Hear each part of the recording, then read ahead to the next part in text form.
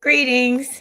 I am Dr. Noni Davis. I'm coming to you from St. C Academy, and I have been sharing uh, some of the information that my students did on our Africa Diaspora Day. But before I go on, let me also acknowledge that I am a legacy owner and co-founder of St. C Academy, which has been around for 30 years, almost 30 years in February. And we are it's African-centered education for our students. And so all of the little lessons, the little mini lessons that I'm providing are things that I've either shared with my students during instruction in science, social studies, or ELA, but also just share with you the things that I have learned. And so every October we do an Africa Day, and I've already thus far have talked about African African diaspora architects, African inventors, African and let's see, I did architects, inventors, freedom fighters, and now I'm talking about African institutions. And some of these I have gone over before, but I did add information from about schools in the Caribbean because we're doing diaspora now. So this week I'm going to focus on learning institutions, and some of you already know probably about Ipet Isut. Three of the oldest universities in the world, the first universities in the world, were in Africa. And so this is Ipet Isut. This is in ancient Egypt. And Ipet Isut means, it translates as the most secret of places or most select of places. But it is now referred to as Karnak. And I think it was, yeah, Karnak is what it was. And so, which is what the Greeks changed the name of it to. Of course, they love to rename stuff. Anyway, and so this institution let's see, it says here, about 2000 BCE is when it was completed. It is considered one of the seven wonders of the world. It's over 200 acres. So at the time, it was the largest religious complex ever made. I think I have to check to make sure that's still so. It is it was Taharka. They have pictures of Taharka from the 25th dynasty. They've got statues of Ramses the third from the 1100. I think that one is 1669, 690, 660 BC. Then you have a Baroque shrine that was there. It was the center of education, housing schools and scribes within its walls from 1971 to 1926 BC. The scribes and accountants and priests were educated there. Children, young boys mostly, because it was predominantly male at this time, were from ages 5 to teenagers were there. It was and mostly wealthy families as well, because they could afford to do this. According to the African Hub, Ipet is the oldest university in the world. The second oldest is Morocco, El Qarawiyyin. And I want to show that because a lot of times we're not thinking it was us. We were doing these things here. Where is that one? Oh, here it is. And so this one is in Morocco, and this one was founded in 859. Is that right? So 859 Christian era, so CE, and it was founded by a woman. What would they say her name was? She was a Tunisian woman named Fatima El Firi. And it is also the oldest library, and that's where I introduced this several months ago. I introduced this particular university, but it is the second oldest in the world. And the reason why it says it's the oldest It's also the oldest library and oldest university that is still operating. So it has. So if you think A59, and this is 2025, so that's what 2025 minus. I should have calculated this before. What is that? 19, 11. So that's 6, and that's what 6, and that's what 1,000. So 1,200 years. About 1,200 years it's been open. That's crazy. All right, so that's the oldest. Wait a minute, that's a 1. I'm sorry. About 1,100. Yeah, almost 1,200 years it's been open. And that was founded by a woman. And then you have Mali, Timbuktu, which is the third oldest university. Where's Timbuktu? Let's see, Timbuktu. And so Timbuktu was founded in 988, also by a woman named Buktu. And this one is in Mali. And like I said, the other one is in Morocco. This is Morocco. And this is Egypt. So we're talking about East, North Africa, and West Africa. Those were the oldest universities at that time, and the oldest ones in the world. And the oldest, I just want to be clear, the oldest European university, is in Bologna, Italy, and that's 1088, which is almost 100 years after Timbuktu and Mali, and almost 200 years after, over 200 years from Morocco. And let's see, and then the University of Oxford in England is 1096. So even their universities are 100 to 200 years younger, or our universities are like our more current universities that are still operating are 100 to 200 years older than the oldest ones in Europe. Okay, so the University of El Qarawiyyin taught law, theology, mathematics, and astronomy. The thing that was miraculous about University of Timbuktu is that at one point it had 25,000 students. That's crazy, because we've got, I mean, when I was at UNC, it had 25,000, and it's, what, over almost 300 years old. UNC, almost, it's not quite there. But just imagine 25,000 students in Timbuktu, Mali. Oh my God. And they taught Islamic law, the astronomy, medicine, mathematics, philosophy. And it had hundreds of thousands of manuscripts there in the university, and thousands in the homes of people. So, they don't call it a library, but 300,000 books, hundreds of thousands of books. I'm sorry, hundreds of thousands of books.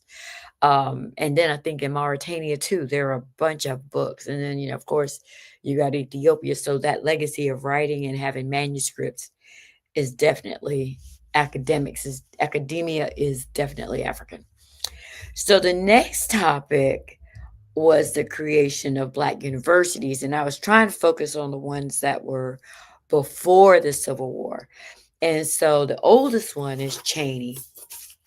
And so my students got a lot out of this one. My oldest student was the one that had to introduce Timbuktu and Ibn Sut. If I had known, I would have included Morocco in there so people would know, yeah, we were doing that thing. But so let's see. So Cheney University is right here. And this one is in Pennsylvania.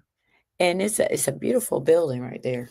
And Cheney was, let's see, founded in 1837 in Pennsylvania.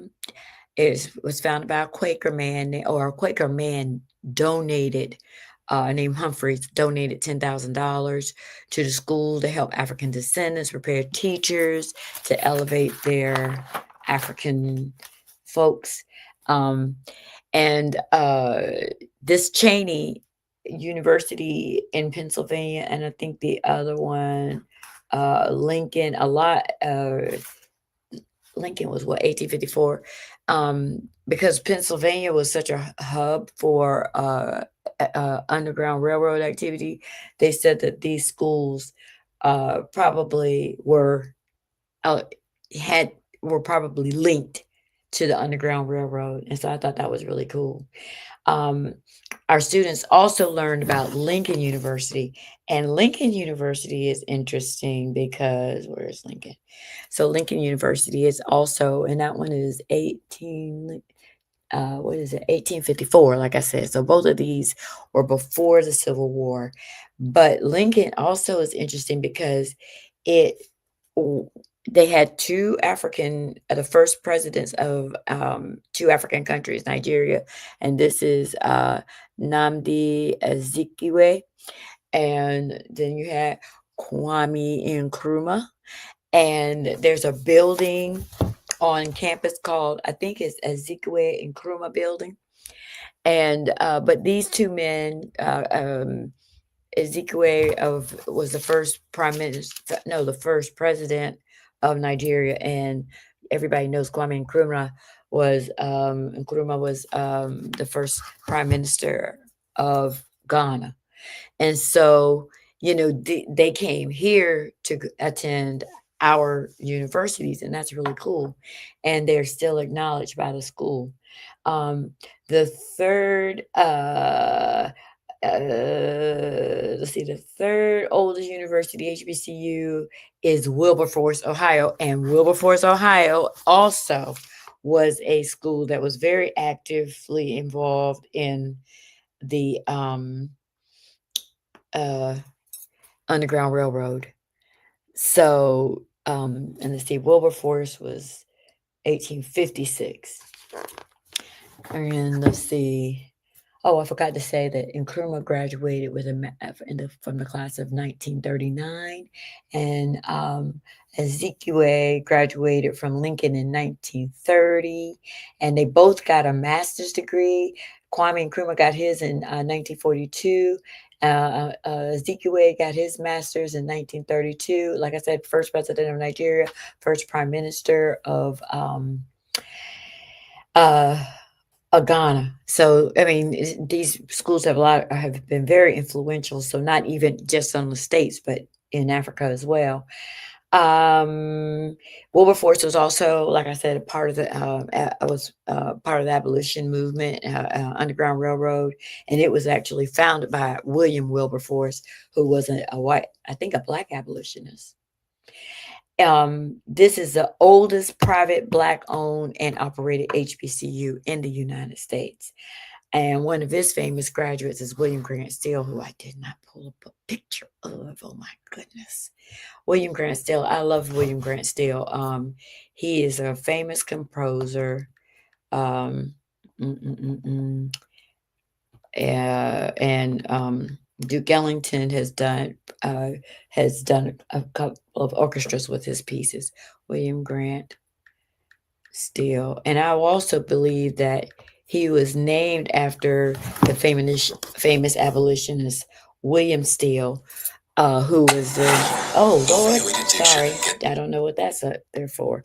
Yikes! But that's William Grant Still, composer, and he was amazing. So he graduated from Wilberforce. He's got the Afro-American Symphony, I think, is the one that is very famous that he wrote. He what is it? He composed over almost 200 works, including 9 operas. And so he's amazing. So then from there, we decided to make sure, we can't skip over North Carolina. So, so Shaw University was the first HBCU created in the South. And so where are my pictures of that? Okay. Shaw. And so I've talked about Shaw University, the first university in the South, 1865. And Let me see what else was I gonna say. Oh, and there were like okay, so it's the sixth university created in the United States in Raleigh, North Carolina. But then you had Barbara Scotia and Concord. In the 1867, you had Fayetteville State University in 1925. You had NCCU in Durham in 1909 when it became a state college in 1923. So North Carolina was really doing this thing with these schools, and so our schools are even in North Carolina, they're old. Some of them are quite old. Our HBCUs, and also Shaw University housed Lincoln Medical School, which was the first 4-year medical school. I think did a podcast on that as well, and it opened in 1880, and it was open for 40 years. And they said in that 40 years, it educated close to 400 Black physicians. Now, like I said, it ended up closing, but Leonard Medical School was the first 4-year medical school, and it set the standard for a 4-year curriculum for medical students, and so it became the framework for medical academic institutions around the country. So it was the first 4-year medical school in the United States, not the first Black one, the first medical school. So next I had the students like, okay, we're going to make this a diaspora thing because we talked about what we did in Africa and we brought it to the United States. So let's learn something about, some of the schools in the Caribbean. And my parents were really intrigued because a lot of us never even in my age group, we never considered it wasn't in our space to think, hey, you know what, maybe we could go to school in the Caribbean. People are always going to, Europe for schools or whatever. But we have something right here and right here in the United States. Well, in the Caribbean, right here, they consider themselves Americans too. We just United Staters. Okay. So next I had two students and they looked at the University of Virgin Islands and the University of Southern Caribbean. Now, like I said, this was very important because a lot of us did not know about that. And then also, one of the students who participated in this one, it has Haitian ancestry. So I really wanted her to, like, oh, there's some place that you could go. It's for school. And so, since we are including diasporas, that's what we did. So the University of the Virgin Islands, this school was not as old as some of the schools we have. In the States, 1860s and whatever. But let's see, the University of, what is that? The Southern Caribbean? Fulbright College. What is it? Oh, no. We went for 60. Oh, that's just a sign. I couldn't get a good picture of the buildings and everything. But that's the University of the Virgin Islands. And this university, they have let's see, it was founded in 1962, has 1,741 students at campuses on the Virgin Islands. They're in St. Croix and they're on St. Thomas. And UVI considers itself an HBCU because the Virgin Islands is a territory of the United States. It has 99-degree programs, minors and certificates. And I mean, the pictures that my student found, they're just absolutely beautiful. I mean, I don't know if I went there, I'd be at the beach all the time. So anyway, like I said, so if I had known, I probably would have been down there. The students at these presentations also learned about the University of the Southern Caribbean. And this one was formed in 1932, and I think it's a Seventh-day Adventist. Yeah, Seventh-day Adventist school. And it is located on the island of Trinidad and Tobago. It is a private college, and it has satellites in Antigua, Barbados, Guyana, and St. Lucia. And the student population is about 3,500 students, and they too have about 40 fields of study in a bachelor's degree and master's degree programs. Now, what we didn't do And I don't know why I didn't think about it, but I was like, huh. I found out that they had 95 institutions in the Caribbean. And with the University of the West Indies, and we know about the West Indies because that one was from Jamaica, 1948. It's in Barbados, Trinidad, Tobago, Antigua, and Barbuda. And then you also had the Universidad of Puerto Rico. And if I had been thinking, I would have included these too. Anyway, so that was really cool to learn about some universities that I did not know about. Did I put the University of Puerto Rico up here? I guess I did not. But okay, so I didn't do that one, but that's okay. But I did learn that 47 of the universities in the Caribbean are in Cuba, if you can believe that. I was like, 47 of the 95 universities in the Caribbean are are in Cuba, and some of them are the oldest. So where did I find it? Where is the University of? There it is. So this is the University of Puerto Rico, and this is the University of Havana. And this one was formed in what, founded in 1728. All of the colleges in Cuba are free, public and free. I'm like, America, what is wrong with you? Anyway, with over 400,000 students enrolled, and this is one of the poorest countries. At least that's what we say, and we basing it poverty on how much money people have.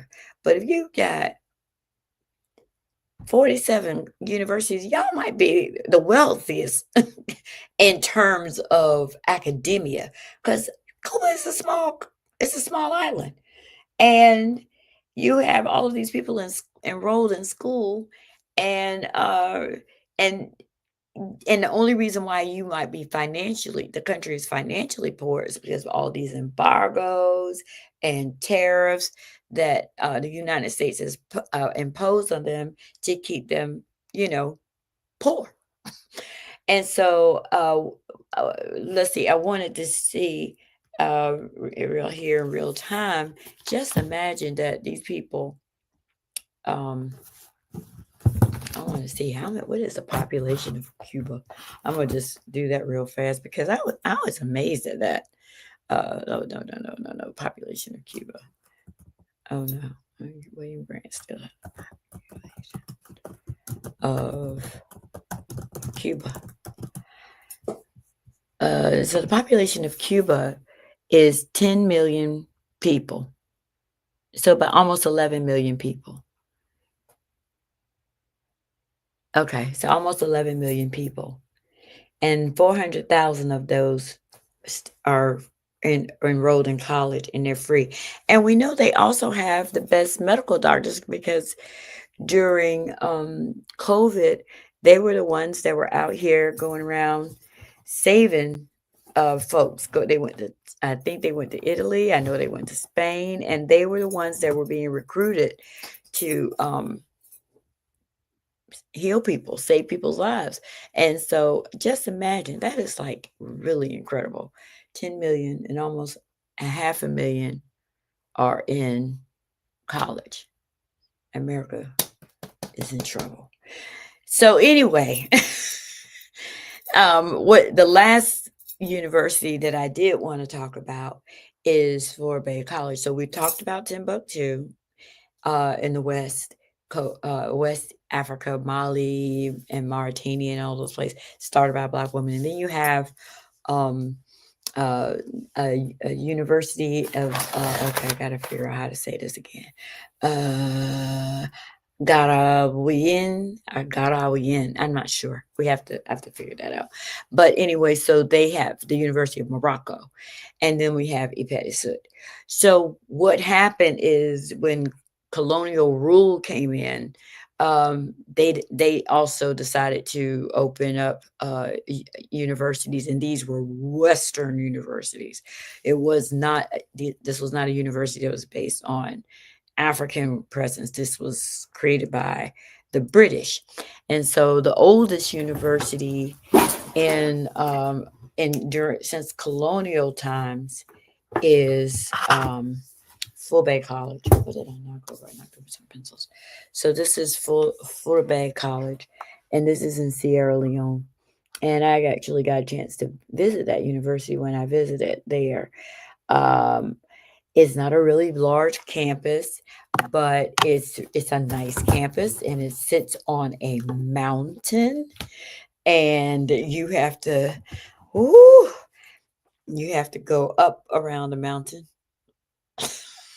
to get to the top.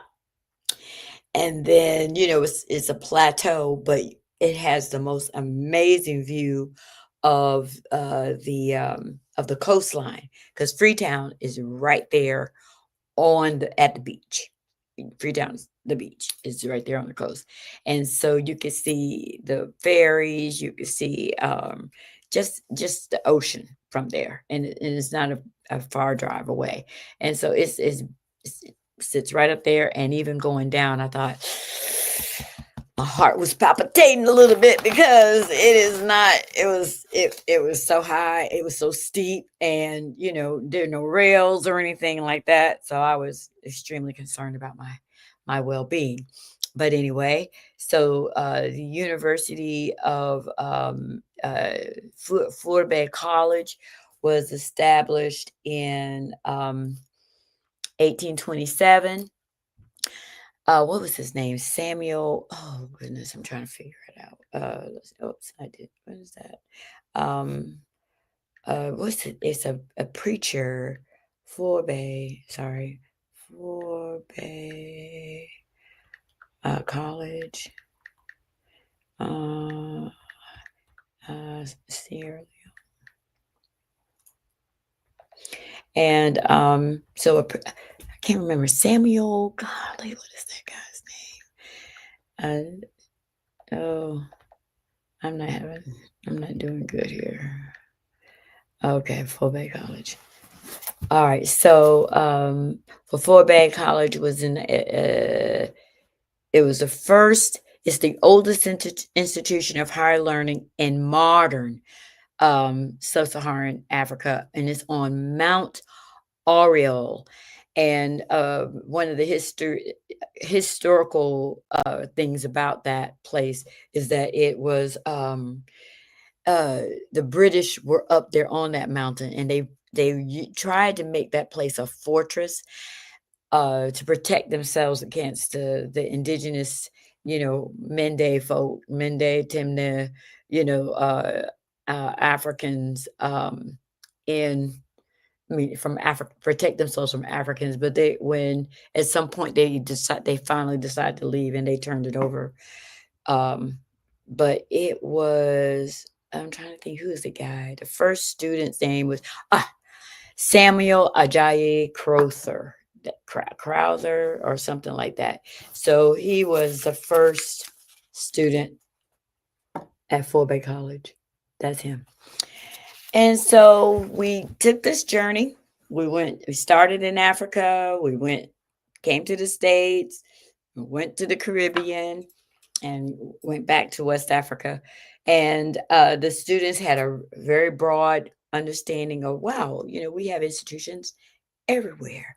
And hopefully it gave them some choices, some things to think about, of different places they can go, what kind of degrees they want. A lot of these Caribbean schools are specializing in marine biology, um, and solar energy.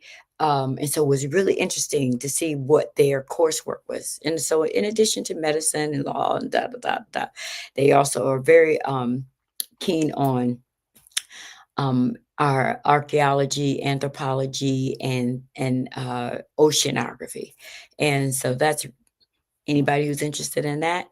And so I hope that I've shared something that maybe you all hadn't considered, and we'll see you next time. Ashe, ashe, and happy Thanksgiving. I don't practice that, but anyway.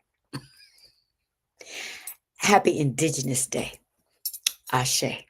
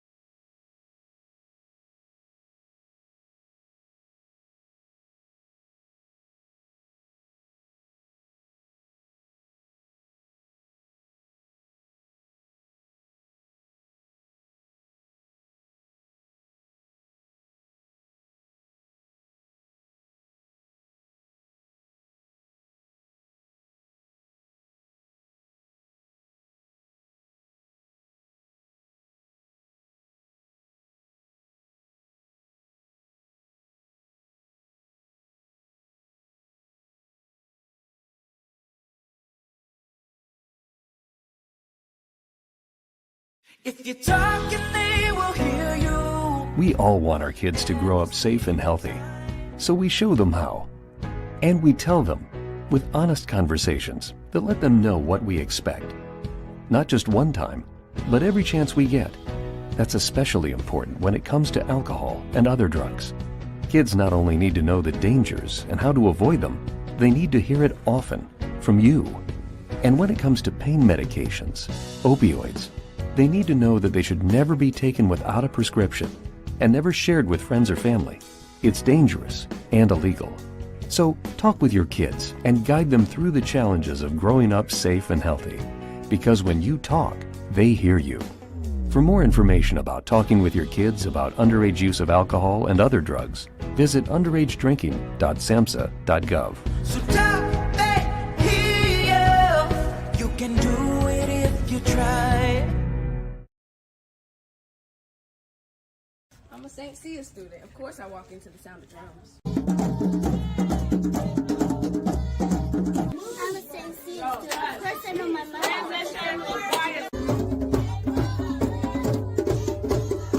I'm a St. Cia student. Of course I can play the drums. I'm a St. Cia student. Of course I can work with my hands. I'm a St. Cia student.